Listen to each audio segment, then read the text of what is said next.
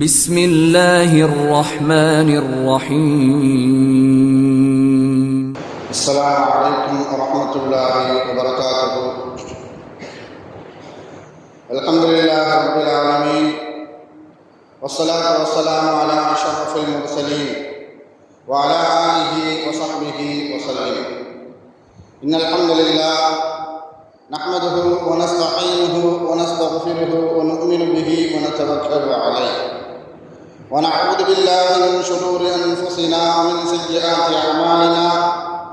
من يهده الله فلا مضل له ومن يضلله فلا هادي له، وأشهد أن لا إله إلا الله وحده لا شريك له، وأشهد أن محمدا عبده ورسوله. أما بعد، فيا أيها الناس أوصيكم عباد الله وإياي أولا بتقوى الله. قال الله تعالى: يا أيها الذين آمنوا اتقوا الله حق تقاته ولا تموتن إلا وأنتم مسلمون. وقال تعالى أيضا: يا أيها الذين آمنوا اتقوا الله وقولوا قولا سديدا يصلح لكم أعمالكم ويغفر لكم ذنوبكم، ومن يطع الله ورسوله فقد فاز فوزا عظيما. صدق الله العلي العظيم. قال نبينا صلى الله عليه وسلم: فإن الأصدق الحديث كتاب الله، وخير الهدي هدي محمد صلى الله عليه وسلم، وشر الأمور محدثاتها، وكل محدثة بدعة، وكل بدعة ضلالة، وكل ضلالة في النار. வார்த்தைகளில் சிறந்தது அல்லாஹுடைய வார்த்தை என்றும், வழிகாட்டுதலில் சிறந்தது நபிகள் நாயகம் ஸல்லல்லாஹு அலைஹி வஸல்லம் அவர்களுடைய வழிகாட்டுதல் என்றும், காரியங்களில் மிக மிக கெட்டது மார்க்கத்தில் புதுமையை உண்டாக்குவது. ஒவ்வொரு புதுமையான காரியமும் வழிகேடுகள் அனைத்தும் உங்களை நரகில் கொண்டு போய் சேர்க்கும் என்று நமது நபி ஸல்லல்லாஹு அலைஹி வஸல்லம் அவர்கள் தங்களுடைய ஒவ்வொரு சொற்பொழிவிலும் இந்த மனித சமுதாயத்திற்கு ஞாபகப்படுத்தியதை இந்த நல்ல சந்தர்ப்பத்தில் இங்கு ஒன்று கூடி இருக்கின்ற உங்களுடைய சிந்தனையிலும் ஆரம்பமாக இந்த நபிமொழியை ஞாபகப்படுத்தி எனது உரையை ஆரம்பம் செய்கிறேன். அல்ஹம்துலில்லாஹ். கண்ணியமானவர்களே, அல்லாஹ் நல்லடியார்களே, அல்லாஹ் தஆலா தன்னுடைய ஏகத்துவ கலிமாவை எத்தி வைப்பதற்காக வேண்டி இந்த உலகத்தில் எண்ணற்ற நபிமார்களையும் ரசூல்மார்களையும் அனுப்பி வைத்தான். அவர்கள் அனைவர்களுமே அல்லாஹுடைய கட்டளையின்படி அவரவர்களுக்கு அனுப்பப்பட்ட சமுதாய மக்களிடத்தில் அல்லாஹுடைய ஏகத்துவ கலிமாவை எத்தி வைத்தார்கள். அத்தனை நபிமார்கள் மீதும் ரசூல்மார்களின் மீதும் இறுதியாக வந்த நமது நபி ஸல்லல்லாஹு அலைஹி வஸல்லம் அவர்களின் மீதும் அவர்களுக்கு இறங்கிய இறை செய்தியை கண்ணால் கண்டும் காதால் கேட்டும் அப்படியே ஈமான் கொண்ட உத்தம சத்திய சஹாபாக்கள் சஹாபி பெண்மணிகளின் மீதும் அவர்களுக்கு பின் வந்த தாபீன்கள் தபா தாபீன்கள் இமாம்கள் நல்லூர்களின் மீதும் குறிப்பாக இந்த ஜும்மாவில் அல்லாஹ்வை பற்றியும் அவனுடைய தூதர் முஹம்மது நபி ஸல்லல்லாஹு அலைஹி வஸல்லம் அவர்களை பற்றியும் தெரிந்து கொள்வதற்காக வேண்டி இங்கு ஒன்று கூடியிருக்கின்ற உங்கள் மீதும் என் மீதும் உங்களது குடும்பத்தாரின் மீதும் எனது குடும்பத்தாரின் மீதும் அல்லாஹுடைய சாந்தியும் சமாதானமும் திரு பொருத்தமும் மன்னிப்பும் இன்றும் என்றென்றும் உண்டாவதாக என்று கூறி எனது உரையை ஆரம்பம் செய்கிறேன். அல்ஹம்துலில்லாஹ். கண்ணியமானவர்களே, அல்லாஹ் நல்லடியார்களே, இன்றைய ஜும்மாவில் சர்வதேச அளவில் நடந்த ஒரு நிகழ்வை பற்றியும் இந்திய அளவில் நடந்த ஒரு நிகழ்வை பற்றியும் தமிழ்நாட்டில் அளவில் நடந்த ஒரு நிகழ்வை பற்றியும் நாம் தெரிந்து கொள்ள கடமைப்பட்டிருக்கின்றோம். 3 நிகழ்வுகளும் ஒவ்வொரு ஊரில் நடந்த ஒரு நிகழ்ச்சிகள்.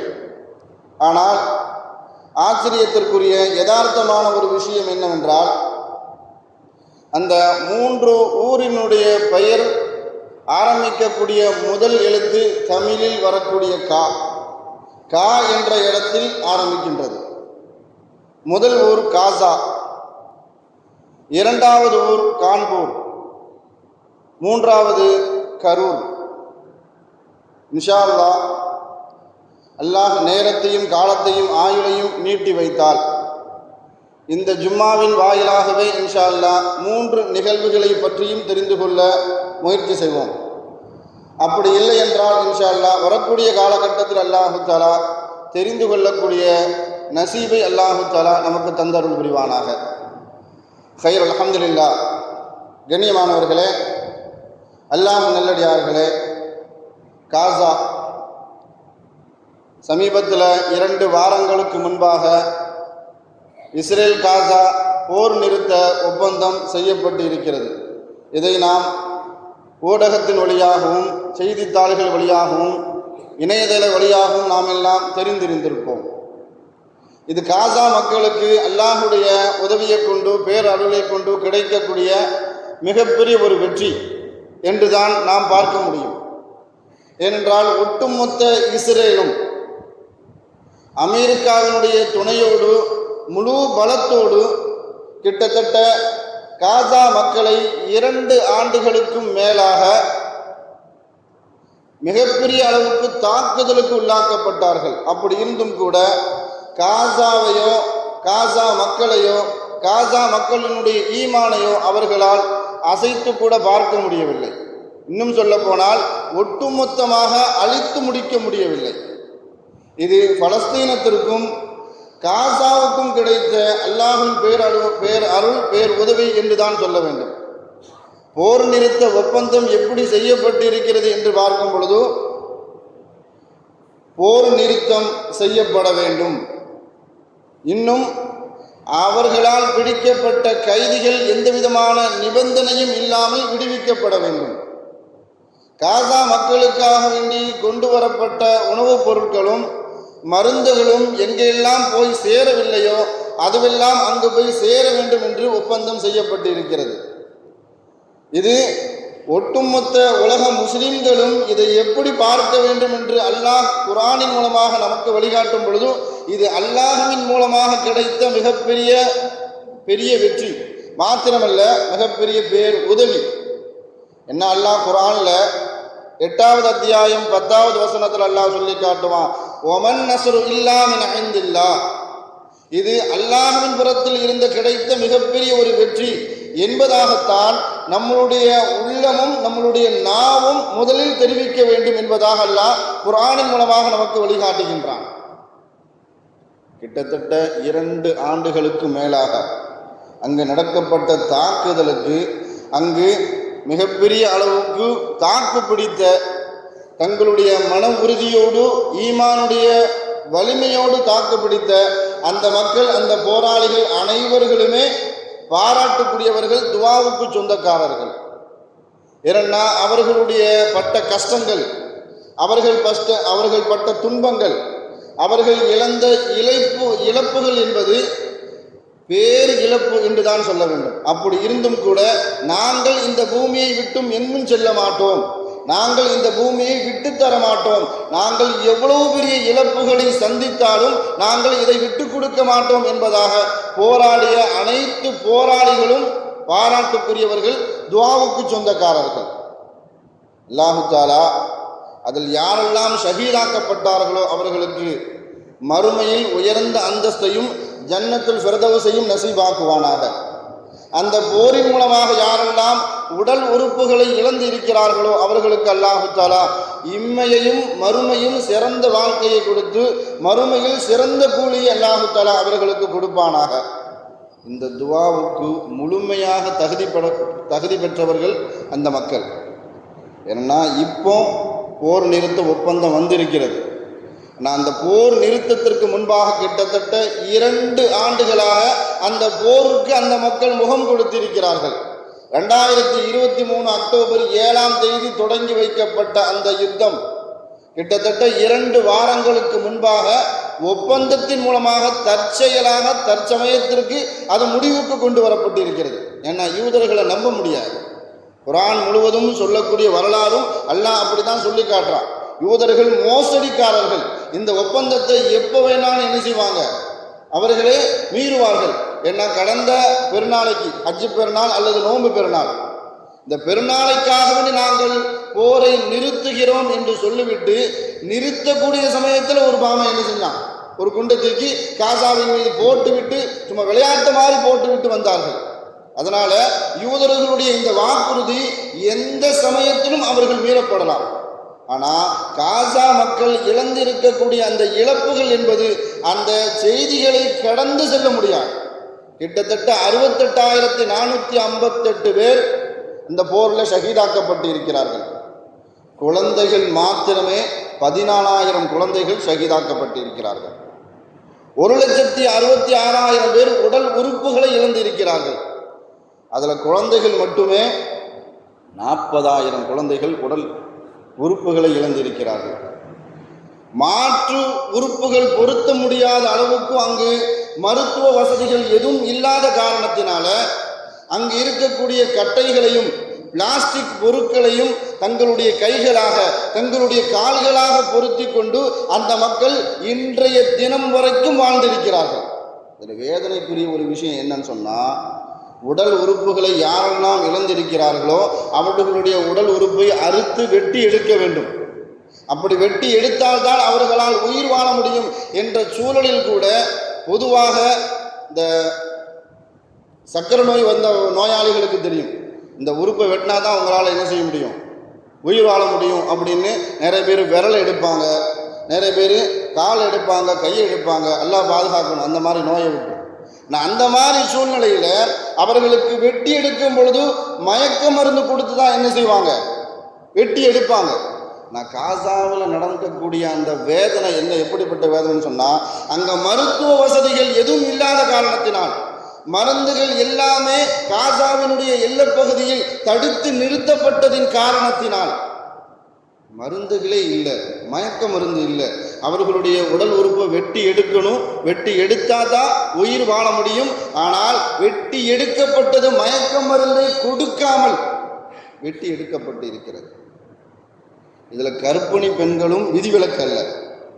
அறுவை சிகிச்சையின் மூலமாக ஏதாவது ஒரு கர்ப்பிணி பெண் குழந்தை பெற வேண்டும் என்ற சூழலில் இருந்தாலும் கூட அவர்களுக்கு அறுவை சிகிச்சை செய்ய வேண்டும் என்றால் மயக்க மருந்து கிடையாது. மயக்க மருந்து இல்லாமல் தான் அவர்களுக்கு அறுவை சிகிச்சையே செய்யப்பட்டிருக்கிறது. எல்லாம் பாதுகாக்கணும் இந்த மாதிரி சூழ்நிலை விட்டும். இவ்வளவு இழப்புகளுக்கு பிறகுதான் 2 ஆண்டுகளாக அந்த யுத்தத்திற்கு முகம் கொடுத்த பிறகுதான் தற்சமயத்திற்கு அவர்கள் போர் ஒப்பந்தத்திற்கு கையொப்பம் இட்டிருக்கிறார்கள். கடந்த 2 வாரத்துக்கு முன்பாக எகிப்தை சேர்ந்த ஒரு ஹாஜி உம்ராவுக்காக வேண்டி சென்ற நேரத்தில் அந்த உம்ராவில் தவாம் செய்து கொண்டு இருக்கும் பொழுது எகிப்தினுடைய கொடியை கையில் வச்சுட்டு, வா இஸ்லாமா, வா இஸ்லாமா, இஸ்லாத்திற்கு வந்த கேடே, இஸ்லாத்திற்கு வந்த பரிதாபமே, இஸ்லாத்தை காப்பாற்றுவதற்கு யாருமே இல்லையா என்று தவாஃபில் இருந்து கொண்டு அவர் காபாவை நோக்கி கையேந்து கேட்கக்கூடிய அந்த துவா. ஏன்னா பலஸ்தீனத்தை சுற்றி அவ்வளவு இஸ்லாமிய நாடுகள் இருந்தும் கூட எந்த இஸ்லாமிய நாட்டினுடைய தலைவர்களும் இந்த அநீதத்திற்கு எதிராக யாரும் குரல் கொடுக்கவில்லை. இதன் காரணத்தினால் மக்காவில் இருந்து கொண்டு தவாஃபில் எகிப்தினுடைய கொடியை தன் மேல் போத்தி கொண்டு அந்த ஹாஜி இப்படி ஒரு துவாவை செய்கிறார்.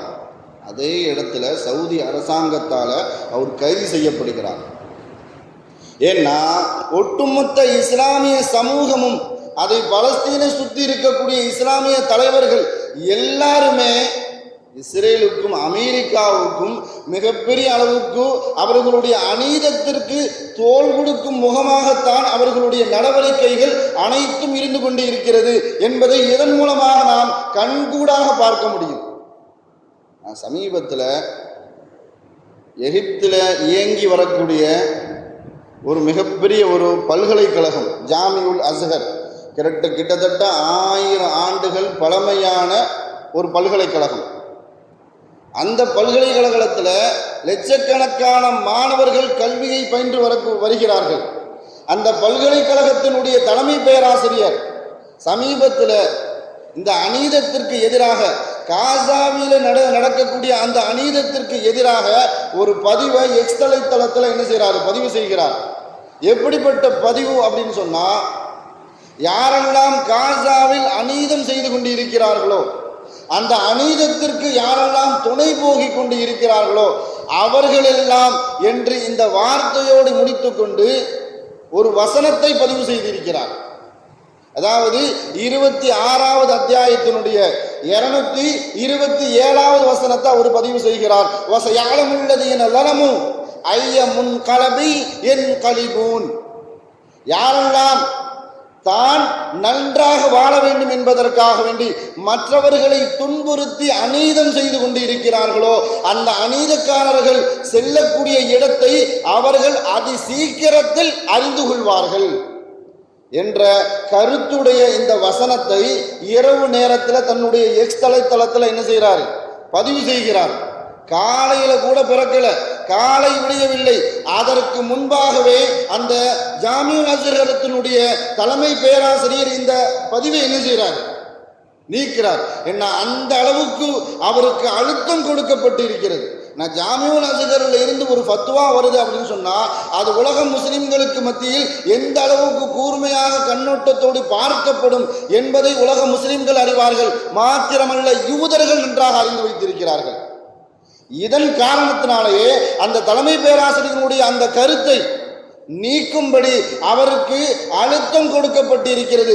மாத்திரமல்ல, அந்த அளவுக்கு இஸ்லாமிய நாடுகள் அவர்களுக்கு கைப்பாவையாகத்தான் இன்ற அளவுக்கும் இருந்து கொண்டு இருக்கிறார்கள். இந்த நிகழ்வும் நமக்கு சான்றாக இருக்கிறது. என்ன அல்லாஹ் குர்ஆன்ல ஒரு விஷயத்தை சொல்லி காட்டுவான். அநீதம் இழைக்கப்பட்டவர்கள் என்னிடத்தில் கேட்கிறார்கள், வஜஅல்னா மின் லதுன்க வலியா வஜஅல்னா மின் லதுன்க நஸீரா. சூரத்துன் நிசாவுல அல்லாஹ் சொல்லி காட்டுவான். அநீதம் இழைக்கப்பட்டவர்கள் என்னிடத்தில் எப்படி கேட்கிறார்கள் என்றால், யா அல்லாஹ், எங்களுக்கு ஒரு தலைவரை கொண்டு வர மாட்டியா?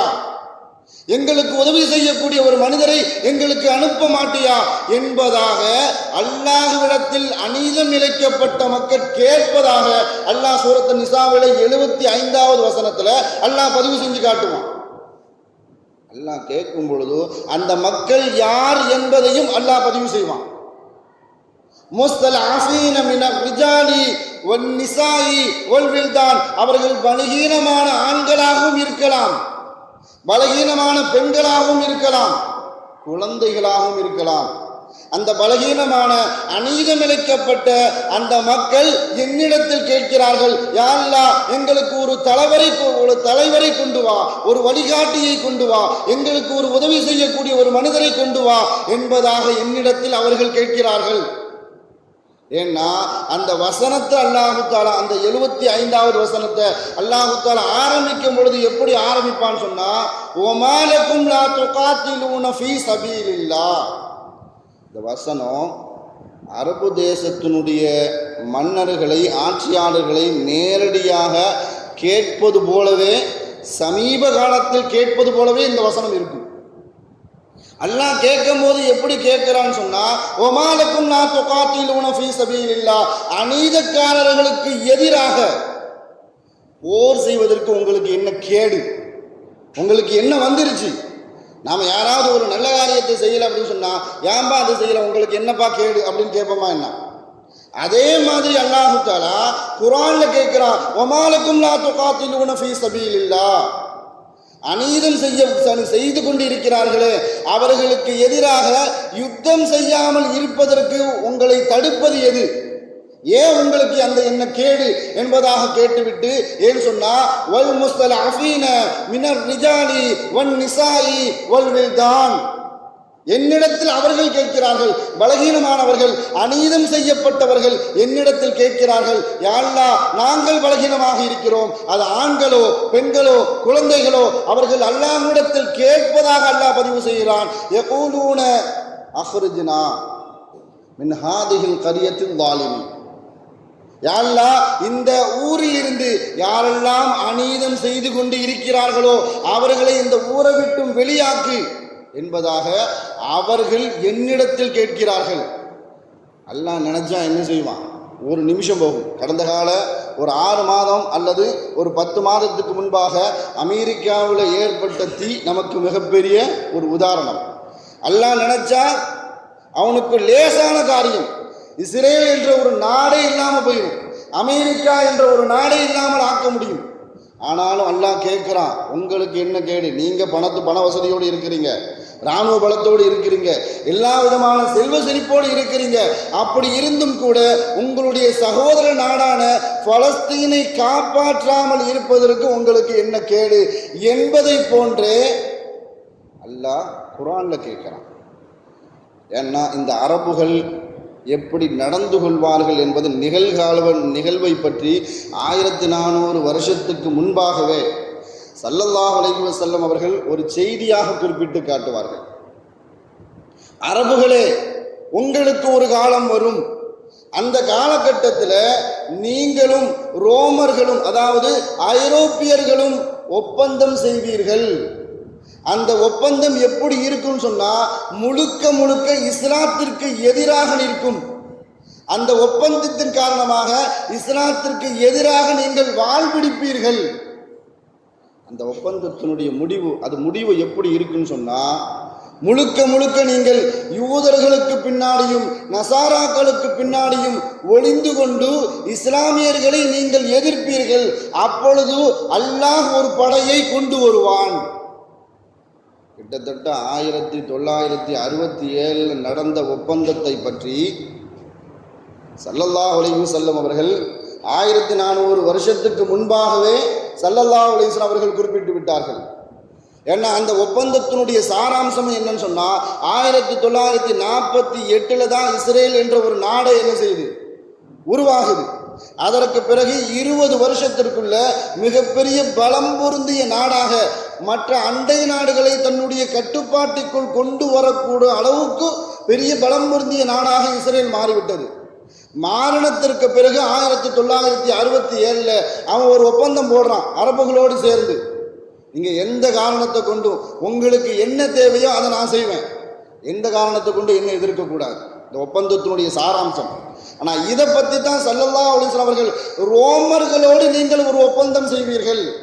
அந்த ஒப்பந்தம் உங்களை இறுதி முடிவை எப்படி ஆக்கும் சொன்னால், இஸ்லாத்திற்கு எதிராகத்தான் நீங்கள் நிற்பீர்கள். அதுதான் தவாஃபில் வச்சு அந்த எகிப்திய ஹாஜியை கைது செய்ய அளவுக்கு தூண்டியது இந்த ஒப்பந்தத்தினுடைய அடையாளம். ஜாமிஉல் அஸ்ஹர் தலைமை பேராசிரியர் தன்னுடைய கருத்தை கூட சுதந்திரமாக இணையதளத்தில் பதிவு விடாமல் செய்கிறது இந்த ஒப்பந்தத்தினுடைய அடையாளம். ஸல்லல்லாஹு அலைஹி வஸல்லம் அவர்கள் சொல்லி காட்டினார்கள், நீங்கள் இப்படி இருந்தால் அரபுகளா இஸ்லாமியர்களா என்று படை பிரிந்துவிடும். மாத்திரமல்ல, அப்பனா ஒரு படையை கொண்டு வருவேன் அல்லாஹு தஆலா சொன்னதாக ஸல்லல்லாஹு அலைஹி வஸல்லம் அவர்கள் சொல்லி காட்டினார்கள். அவர்கள் உங்களில் இருந்து இருக்க மாட்டார்கள். அப்படின்னா அரபுகள் கிடையாது, அவர்கள் அரபுகள் கிடையாது. அரபுகள் அல்லாத ஒரு படை அல்லாஹு தஆலா உருவாக்குவான். அவர்களா அரபுகளா என்ற யுத்தமே நடக்கும் என்பதாக ஸல்லல்லாஹு அலைஹி வஸல்லம் அவர்கள் பதிவு செய்தார்கள். சமகாலத்தில் அந்த விஷயம் நம் கண்கூடாக நடப்பது போன்றே இருக்கிறது. என்று சொன்னால், நிகழக்கூடிய எல்லா நிகழ்வுகளை பற்றியும் குர்ஆனிலும் ஹதீஸிலும் தெளிவான முறையில் வார்த்தைகள் பயணிக்கக்கூடிய அந்த இடம் நாம் கண்கூடாக பார்ப்பதை போன்று குர்ஆனிலும் ஹதீஸிலும் பதிவு செய்யப்பட்டு இருக்கிறது. குறிப்பாக இஸ்ரேலிய பயங்கரவாதிகள் குறிவைத்து சிறு குழந்தைகளை தாக்குவதற்குண்டான மிகப்பெரிய காரணம், ஏன் சின்ன பிள்ளைங்களா குறி வச்சு தாக்கிட்டு இருக்கிறான். 1,66,000 பேர் தாக்கப்பட்டு இருக்கிறார்கள், உடல் உறுப்புகளை இழந்து இருக்கிறார்கள் என்றால் அதில் 40,000 பேர் குழந்தைகள், 58,000 சில்லற உயிர் இழந்திருக்கிறார்கள் என்று சொன்னால் 14,000 பேர் சிறு குழந்தைகள். ஏன் இந்த சிறு குழந்தைகளா பார்த்து இஸ்ரேலிய பயங்கரவாதிகள் தாக்குதல் நடத்துகிறார்கள் என்று பார்க்கும் பொழுது, பலஸ்தீனத்திற்கு இந்தியாவில் இருந்து ஒரு மார்க்க அறிஞர் ஜியாரத்திற்காக வேண்டி சென்றிருந்தார். அந்த நேரத்தில் பலஸ்தீன சிறுவர் அங்கே வந்திருக்கிறார். ஒரு சின்ன பையன் அங்கே வந்திருக்கிறான். இந்த வந்த நேரத்தில் அங்கே அந்த பலஸ்தீனத்தை பார்த்து இந்த மார்க்க அறிஞர், பேர் என்னப்பா அப்படின்னு கேட்டு, உனக்கு ஆப்பமெல்லாம் இருக்கிறாங்களா, பெற்றோர்கள் இருக்கிறார்களா அப்படின்னு கேட்கும் பொழுது, எனக்கு தாயும் இல்லை தந்தையும் இல்லை. பலஸ்தீனத்தை பொறுத்த வரைக்கும், காசாவை பொறுத்த வரைக்கும் இது ஆச்சரியமான விஷயம்லாம் கிடையாது. ஏன்னா அந்த மக்களுக்கு இது அன்றாட வாழ்க்கையில் சர்வசாதாரணமான ஒரு நிகழ்வாக மாறிவிட்டது. ஏன்னா பிள்ளைகள் இல்லாத பெற்றோர்கள் அதிகம், பெற்றோர்களை இழந்த பிள்ளைகளும் அங்கே அதிகம். வெளியில் போயிட்டு வீடு திரும்புறதே மிகப்பெரிய அல்லாஹுடைய கிருபை, வந்தாதான் நிஜம், அப்படி இல்லைன்னா ஷஹீது. அப்போ அந்த சின்ன பையன்கிட்ட இந்த மார்க்க அறிஞர் கேட்குறார், என்ன சொன்னால், அங்கே சின்ன பையன்கிட்ட கூட, சிறுவர்களிடத்தில் கூட ஈமானிய உரம் மன உறுதி, ஈமானிய வலிமை எந்த அளவுக்கு உள்ளத்தில் பாய்ச்சப்பட்டு இருக்கிறது என்பதை நாம் சிந்திக்க வேண்டும்.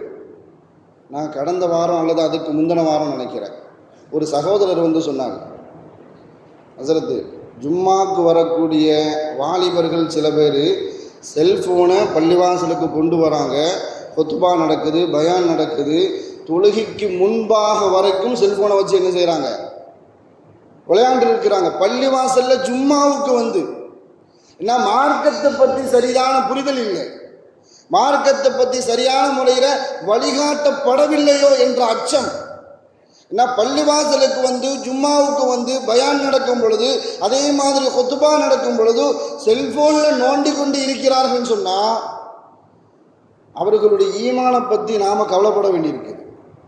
ஆனால் பலஸ்தீனத்திற்கு ஜியாரத்திற்காக வேண்டி சென்ற அந்த மார்க்க அறிஞர் அந்த பலஸ்தீன சிறுவனிடம் கேட்கும் பொழுதும், என் கூட இந்தியாவுக்கு வரையாப்பா, நான் உனக்கு நல்ல கல்வியை தரேன், நீ படித்து நல்ல டாக்டர் ஆயிடலாம், நீ படித்து நல்ல இன்ஜினியர் ஆயிடலாம், நீ இந்தியாவுக்கு என் கூட வந்துடுறேன், நீ படித்தா டாக்டர் பட்டம் கிடைக்கும், நீ படித்தா இன்ஜினியர் பட்டம் கிடைக்கும் அப்படின்னு சொல்லும் பொழுதும் அந்த சிறுவர் மார்க்க அறிஞர்கிட்ட திருப்பி கேட்குறார், நான் படித்தா இந்தியாவுக்கு வந்தால், நான் படித்தா டாக்டர் பட்டம் கிடைக்கும், நான் படித்தா இன்ஜினியர் பட்டம் கிடைக்கும், ஆனால் ஷஹீது கிடைக்குமா,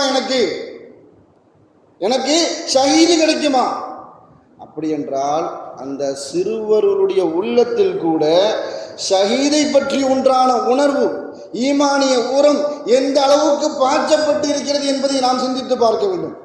அவர்களுடைய ஒரே நோக்கம் பைத்துல் முகத்தஸ் நமக்கு உடைமையாக வேண்டும், கிடைத்தால் பைத்துல் முகத்தஸ், அப்படி இல்லை என்றால் ஷஹீத்.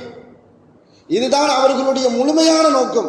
அதை நோக்கித்தான் பலஸ்தீன மக்களும் சரி, காசா மக்களும் சரி, சிறுவர்களிலிருந்து பெரியவர்கள் வரைக்கும் சரி, அதை நோக்கித்தான் அவர்களுடைய பயணம் இருந்து கொண்டே இருக்கிறது. ஆனால் இன்றைய காலகட்டத்தில் இளைஞர்கள், சிறுவர்கள், அவர்களுடைய ஈமான், அவர்களுடைய கல்வித்தரம், அவர்களுடைய இஸ்லாமியருடைய வழிகாட்டுதல், அவர்கள் தலைவர்களை தேர்ந்தெடுக்கக்கூடிய அந்த தேர்வு, அந்த முறை எந்த அளவுக்கு இருக்குதுன்னு தெரியல. ஒரு இஸ்லாமிய பெண் நாமெல்லாம் இணையதளத்தில் பார்த்துருப்போம், ஒரு நடிகருடைய பெயரை சொல்லி என் கணவனை விட அவன் தான் எனக்கு ரொம்ப பிடிக்கும் அப்படின்னு இணையதளத்தில் பத்திரிக்கைக்கு பேடி கொடுத்துக்கிறான். எவ்வளவு பெரிய அபத்தமான ஒரு பாவம் என்பதை தெரியாமல் கூட அதை சிரிச்சுக்கிட்டு, அது ஒரு கேஷுவலாக, அது சர்வசாதாரணமாக என் மாப்பிள்ளையை விட அவனை தான் எனக்கு ரொம்ப பிடிக்கும் அப்படின்னு சொல்கிறான். இன்னும் எத்தனையோ இளைஞர்கள் அவர் தான் எங்களுக்கு தலைவர், நம்ம அரசியல் பேச வரல, அவர்களுக்கு ஈமான், இஸ்லாம், அதனுடைய உணர்வு எப்படி ஊட்டப்பட்டு இருக்கிறது என்பது நமக்கு கவலைக்கிடமாக இருக்கிறது. கரூரில் நடந்த சம்பவமும் சரி, அதே மாதிரி கான்பூர் அங்கே நடந்த கிட்டத்தட்ட செப்டம்பர் 4ஆம் தேதி ஒரு மீலாது விழா நடத்தப்பட்டு இருக்கிறது. அந்த மீலாது விழாவில் ஒரு பதாகை, ஒரு வார்த்தை பொருந்திய பதாகை, ஐ லவ் முஹம்மத் அப்படின்னு சொல்லக்கூடிய ஒரு பதாகை, அதை பிடித்து கொண்டு வரும் பொழுது இந்த வார்த்தை எங்களுக்கு வேதனைப்படுத்தி விட்டது என்பதற்காக வேண்டி கிட்டத்தட்ட அந்த பதாகையை சுமந்து கொண்டு வந்த அந்த சிறுவர்களும் அந்த வாலிபர்களும், அதற்கு பின்னோக்கி வந்த ஐ லவ் முஹம்மத் என்று சொன்ன அந்த உச்சரிப்பை செய்த அனைத்து மக்களும் கிட்டத்தட்ட 1700 பேர் வழக்கு பதிவு செய்யப்பட்டு கான்பூரினுடைய அந்த வழக்கு மன்றத்தில் அடைக்கப்பட்டு இருக்கிறார்கள். இந்த ஒரே ஒரு வார்த்தைக்காக வேண்டி, இந்த ஒரு வார்த்தை அவர்களை காயப்படுத்தி விட்டதான். ஆனால் நம்மளுடைய ஈமானுடைய தரத்தை அல்லாஹும் ரசூலும் சொல்கிற நேரத்தில் உங்களுடைய உள்ளத்தில் எனக்கு ஒரு இடம் வேண்டும், அல்லாஹும் சொல்கிறான், ரசூலும் சொல்கிறாங்க. அந்த இடம் எப்படின்னு சொன்னால், நீங்கள் நேசிக்கக்கூடிய யாராக இருந்தாலும் சரி, அது உங்களுடைய பெற்றோர்களோ, உங்களுடைய மனைவிமார்களோ, உங்களுடைய குழந்தைகளோ, உங்களுடைய செல்வமோ, உலக ஆசையோ எதுவாக இருந்தாலும் அல்லாஹ் ரசூலுக்கு அடுத்து தான் இருக்க வேண்டும், எங்களை முதன்மையானவர்களாக ஆக்க வேண்டும். அப்படி உங்களுடைய உள்ளத்தில் எங்களை பற்றி உண்டான பிரியம், விருப்பம் வந்துவிட்டால், அப்படி இருந்தால் மட்டும்தான் நீ உண்மையான முஸ்லீம்.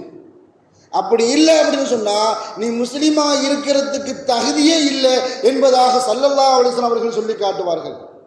என்ன நேசிக்கணும், நீ எப்படி நேசிக்கணும்னு சொன்னா, உன்னுடைய பெற்றோர்களை விடவும், உன்னுடைய மனைவி மக்களை விடவும், உலக ஆசாபாசங்களை விடவும், அனைத்தையும் விடவும் என் மீது உள்ள பிரியம் உனக்கு முதன்மையானதாக ஆகாத வரைக்கும் நீங்கள் உண்மையான முஸ்லிமாக ஆக முடியாது. அப்படிப்பட்ட பதாகையை ஏந்தி வந்ததின் காரணத்தினால உத்தரப்பிரதேசத்தினுடைய கான்பூர்ல 1700 பேர் என்ன செஞ்சிருக்கிறாங்க, கைது செய்யப்பட்டு இருக்கிறார்கள்.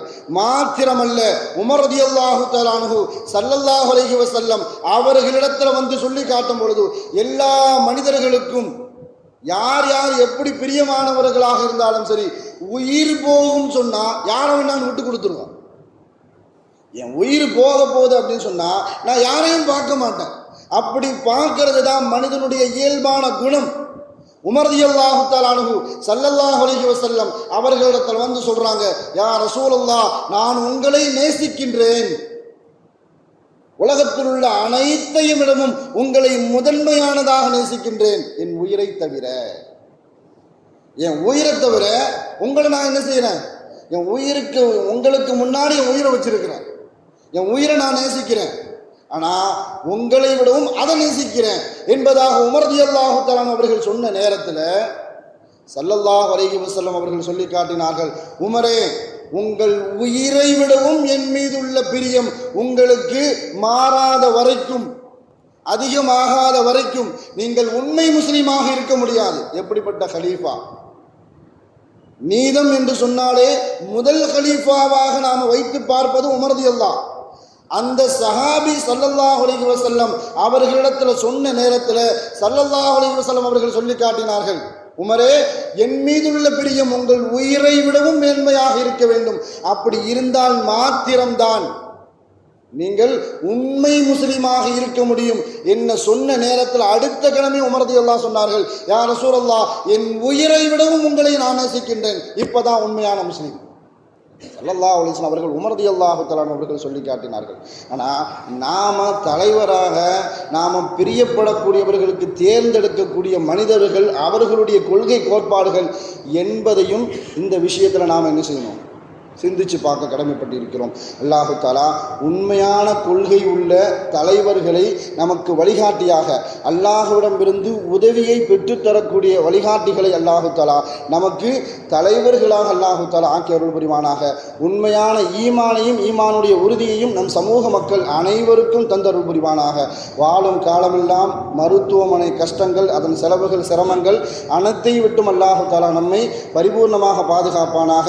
வாழும் காலமெல்லாம் உடல் ஆரோக்கியத்தோடு மன நிறைவோடு இன்பத்தோடு அல்லாஹுவை நின்று வணங்கி வழிபட்டும் வாழும் நசீபை எல்லாம் அல்லாஹ் உங்களுக்கும் எனக்கும் நம்மை ஈன்றெடுத்த தாய் தந்தையர்களுக்கும் நம் மனைவி மக்கள் உற்றார் உறவினர் யாவருக்கும் கொடுத்து அருள் புரிவானாக என்று கூறி எனது வார்த்தையை முடிப்பதற்கு முன்பாக